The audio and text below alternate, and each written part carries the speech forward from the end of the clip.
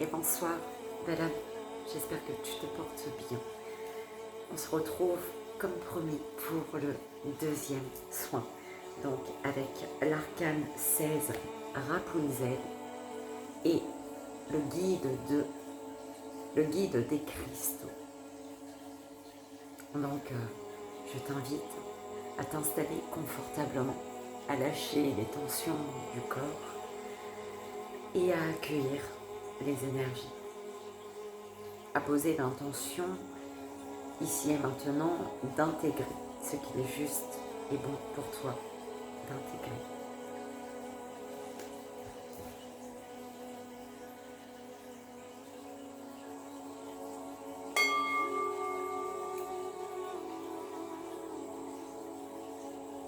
Je demande ici maintenant la protection.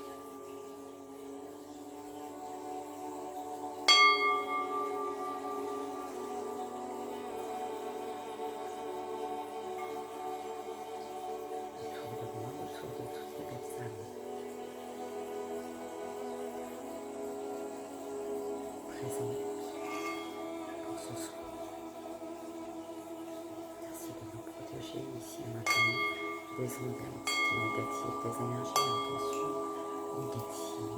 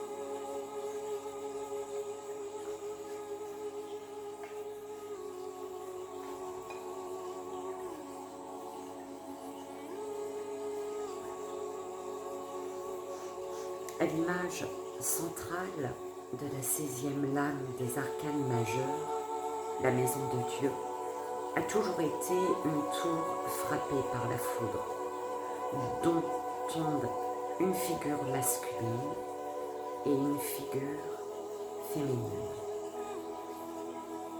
Ce symbole représente la purification de la conscience centrée sur l'ego et la reconnaissance d'une vie spirituelle, qu'une vie spirituelle ne peut s'appuyer sur des fondements matériels.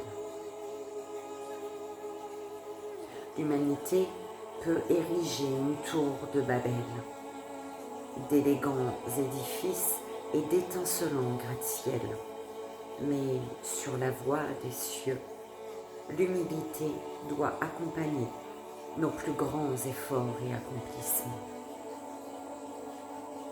Dans les cartes de l'enfant intérieur, c'est le conte de Rapunzel, réponse dans certaines éditions françaises, qui représente la maison de Dieu. Un couple prie pour qu'un enfant leur soit enfin donné. Le vœu de la femme est exaucé et durant sa grossesse, elle voit un magnifique jardin entouré d'une barrière. Elle demande à son mari d'aller lui cueillir quelques plantes qui poussent là. Malheureusement, il s'avère que ce jardin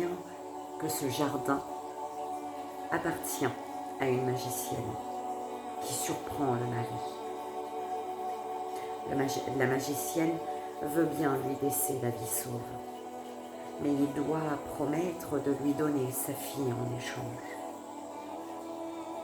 Abandonnant tout sens commun pour l'amour de sa femme, il s'empresse d'accepter.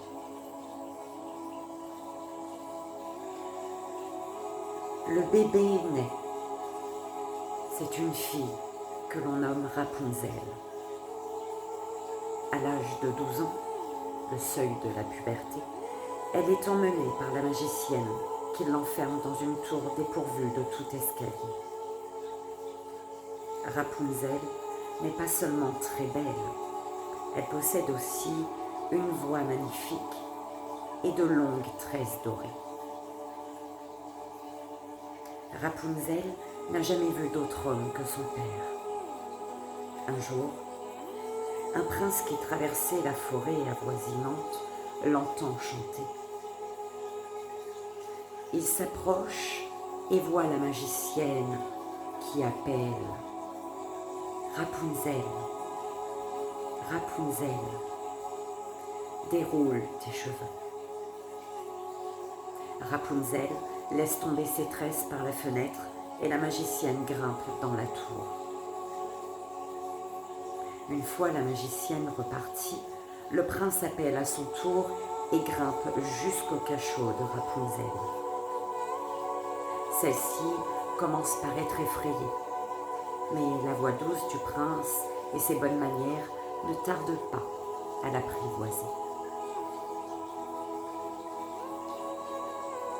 La magicienne découvre que Rapunzel a reçu la visite du prince, coupe ses tresses et l'abandonne dans le désert.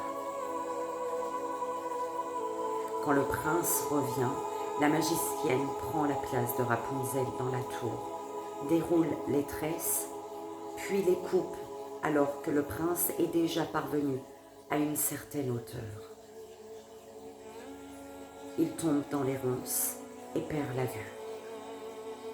Au fil de son errance, il arrive dans le désert et y rencontre Rapunzel qui se met à pleurer de joie. Ses larmes rendent la vue au prince et ils vivent heureux jusqu'à la fin de leur jour avec leurs jumeaux, un garçon et une fille. Dans le tarot traditionnel, cette carte est associée à la planète Mars. Tout dans ce conte tourne autour de l'ego, à commencer par les cheveux, qui en sont la représentation. Rapunzel n'est pas développée quand elle entre dans la tour, mais va y subir des transformations profondes. Cela symbolise le fait que nous ne pouvons pas entrer dans la tour avant d'avoir atteint la puberté. Alors vient un développement qui nous dépasse, le choc d'une nouvelle conscience. Le chant de Rapunzel représente l'éveil de son chakra de la gorge, soulignant son besoin d'être entendu et reconnu par le monde. Sa longue chevelure est liée au déploiement de la conscience centrée sur l'ego. La nouvelle vie de Rapunzel, ici, est l'expérience du désert où elle accouche, symbole de son initiation à une existence plus vaste. Le prince aveugle symbolise la nécessité de mettre un terme à nos quêtes et poursuites matérielles et de ne pas devenir dépendant de nos sens extérieurs. Tout individu se trouvant à ce stade de la réalité, la maison de Dieu, doit entreprendre un voyage intérieur et cultiver ses facultés psychiques et ses processus de pensée intuitifs.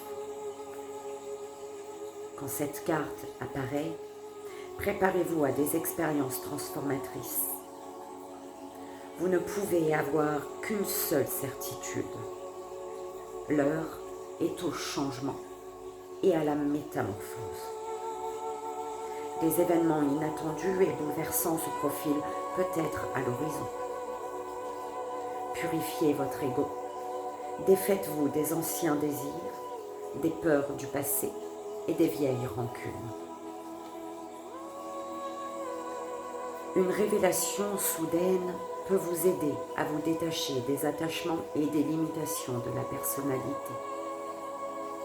Si vous êtes peintre, musicien architecte, concepteur ou artisan, posez un nouveau regard sur vos matériaux. Permettez à vos outils et ressources physiques de refléter la lumière et l'amour qui rayonnent des plans de conscience spirituelle.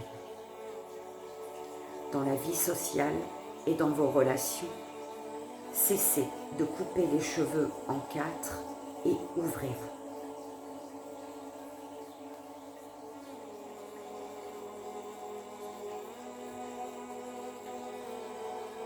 Guide des cristaux, Saint Nicolas.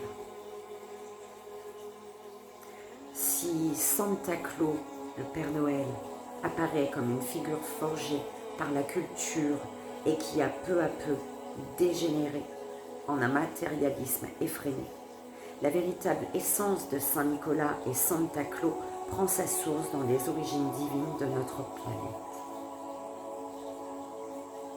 Dans les milieux ésotériques, on dit que le maître de la Terre s'appelle Sanat Kumara.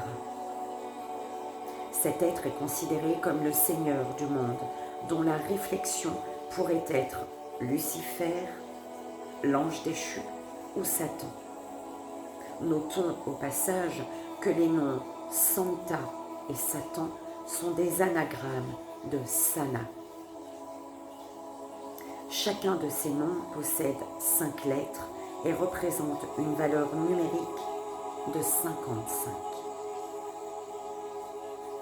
Dans les traditions occultes, l'étoile à 5 branches verticales symbolise un être humain évoluant vers l'illumination spirituelle. Chaque âme humaine est une étoile miniature. La tête, les 2 bras et les 2 jambes représentent les 5 axes d'expression de cette âme dans le monde. Tandis que Sanat Kumara préside au destin de notre planète à partir des plans invisibles de l'être, Santa Claus, le seigneur du pôle Nord, point d'entrée au centre spirituel de la tête de notre planète, en constitue l'expression légendaire ou mythique. Le vrai Sanat Kumara travaille en coulisses à protéger et nourrir l'humanité. Sur le plan historique, il a bien existé un Saint Nicolas, né au IVe siècle, dans une riche famille d'Asie mineure, réputée pour sa sainteté, ses miracles et sa ferveur. Sa foi chrétienne l'a également fait emprisonner. Il consacra une grande partie de sa vie à convertir les pécheurs, partager ses biens avec les pauvres et accroître la charité parmi le peuple. Il a fini par devenir le saint patron des marins naufragés, des prisonniers et des enfants. En mémoire de sa générosité, les enfants se mirent à offrir des cadeaux à l'époque de Noël et son nom a été métamorphosé en Santa Claus et Santa Claus par les Hollandais. L'image de ce Santa Claus à la barbe fleurie qui illustre la carte du guide des cristaux est similaire à celle du grand-père Temps, gardien des espoirs et des rêves, détenteur de la clé de la manifestation potentielle.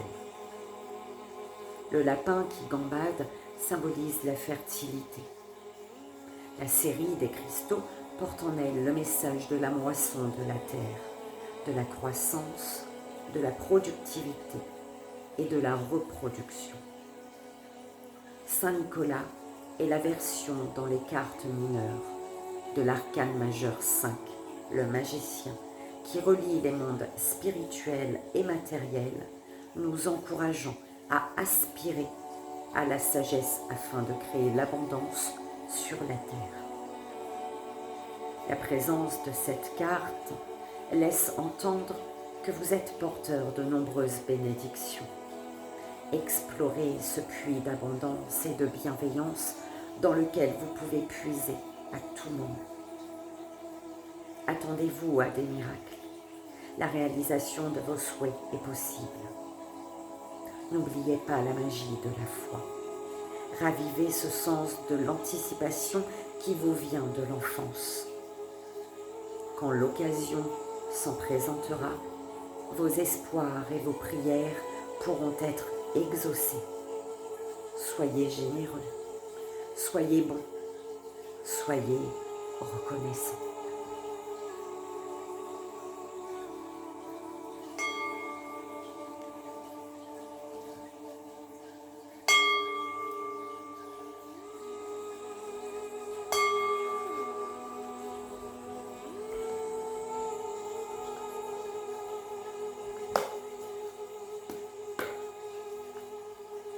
On va demander le message de ton âme, ici et maintenant, avec ce message de Rapunzel et guide des cristaux. Faire une pause. Stop.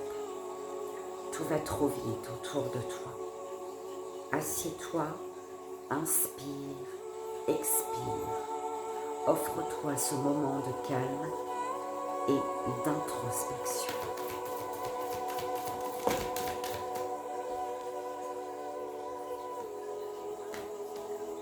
Persévérer. Tu as envie de baisser les bras. Tu te sens accablé, désemparé. Tu ne sais pas si tu as la force de continuer. Mais sache que le but est proche et tu pourras bientôt célébrer ta persévérance. De nouveaux sujets te passionnent et t'intéressent. Choisis un livre, un article, un podcast, une vidéo ou un programme en ligne sur ce sujet et nourris cette curiosité qui s'éveille en toi. Faire une pause pour réussir, pour persévérer et t'instruire. Faire une pause, persévérer, s'instruire.